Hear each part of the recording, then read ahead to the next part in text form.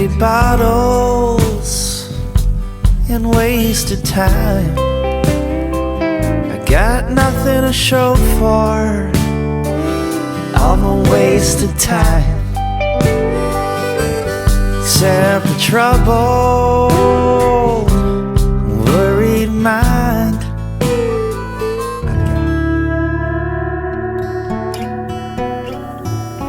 Okay, the 350 Velocette Hagon that we built with a fairly highly tuned motor, when we were taking it out and running it, we had a fairly persistent misfire actually, which we thought could possibly be the old magneto. So even though it did seem to go extremely well, the engine pulled like a train. Yeah, it was really flying. It was flying. At top end underlaid, it was a bit fluffy. But yeah, and it started to miss and bang a bit again. So Chris has got an electronic ignition system, so I had a little distributor, so we put a distributor on it and tried it again. It was still pretty much the same. It was still popping and banging a bit and wouldn't rev up nice and clean. And anyway, yesterday we decided we're getting close to Easter for Broadford, so we thought we'd reset the timing and just check a few things. And it started up, and started up quite easily actually, after we checked the timing and everything. But it was still missing and carrying on. And it was a miss that you would have said was electrical. You would have said it was electrical, you would have said it was electrical. Anyway, long story short, we had it running.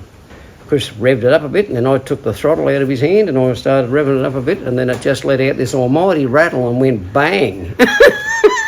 She stopped pretty quick. Yeah, she just stopped. And you could hear the push rods rattling around in the push rod tube. So what we did then was we both had a bit of a look at each other and we had a bit of a laugh, and then we went inside and got a can of beer each. Yeah, we gave up pretty quick. Contemplated what might have gone wrong.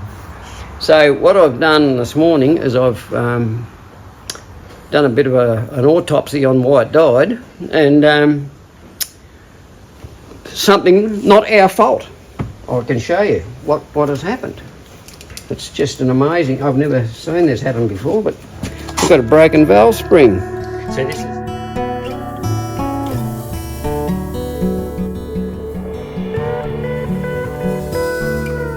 So this is, I know you've never seen it on a Valet before, but if blokes who work on old Holdens and stuff, 6-cylinder Holdens and 308s and stuff, they have a little cap, retaining cap that goes over the top of the spring. And you take all the caps off after you've done put a coil on it, distributor and all that sort of stuff. You take the rock covers off and you look and you can't see, but they usually break under the cap. And it sounds like an electrical misfire.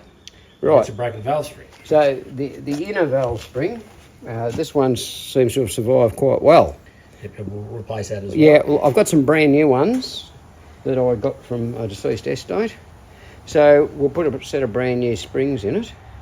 But this was a bit of a catastrophe really, because it's done a fair amount of damage. It has. Like you'll be able to see the bend in the valve. I'm sure you can see that. Yeah, we can see that. The valve is bent. That's a big valve that you made up. That's one that I made up for it. Now, if you look down the port, you can see all the spiderweb cracks. Can you see the spiderweb cracks in the end of the valve guide? In the guide, yep, we can see that. Smashed the valve guide. Yep. Okay, now it's... that's only part of our problem. That's only part of it at the moment. Now, it also did a fair bit of mutilation on the retainer, but luckily we've got more of those. So, but we'll go over and have a look at the piston. The piston. It's done a bit of damage to the piston. So what's happened is when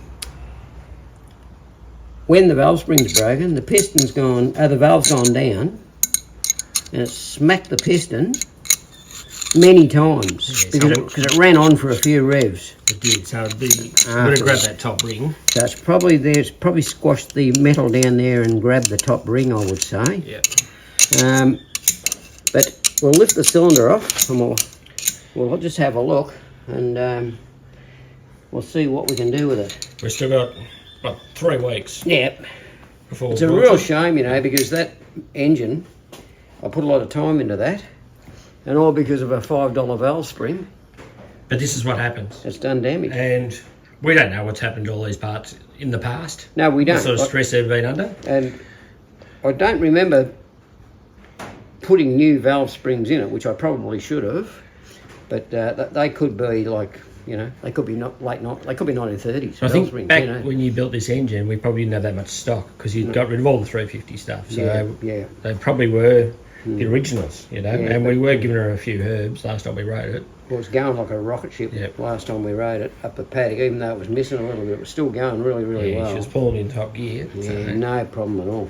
So I'm really confident that we will have it at Broadford in good running order. Well, I hope. But the thing is I have got time and I have got spare parts. Yep. So we'll do something with it. Yep, excellent.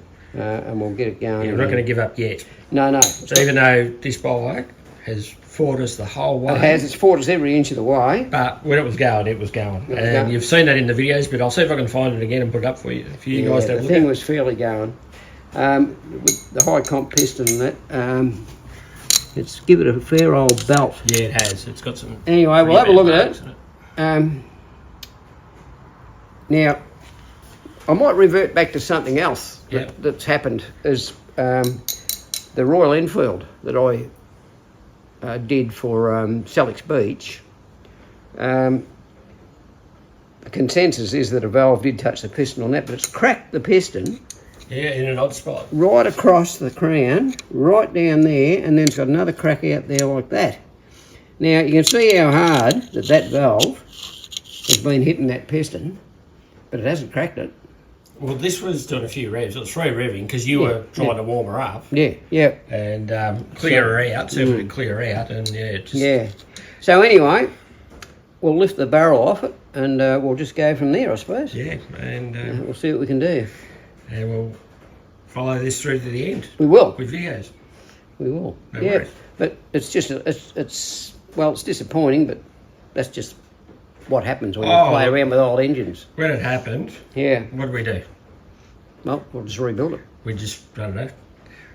We went and had a beer and then we just went and continued on with other jobs. We just packed her up. Right. Like, what can we do about it? Nothing. No point getting upset. No good. Carry it on because that doesn't fix anything. So, so what we'll do... Maybe just cool off and have a beer and then have a look at it later. Have a look at it, yeah. So it was disappointing that a part failure caused so much damage, but that's what happens. Well, it could have been worse at Broadford if she was in top gear flat out down the straight. Yep. There wouldn't be much left in there, I wouldn't think. No, by the time by the time you grab the clutch. It would have done some serious damage, I think, sure. You know. Yeah. All right. So, the next move is take the cylinder off, take the piston off, have a bit of a look, see what we're going to do. But yes, it's giving it a fair old clout.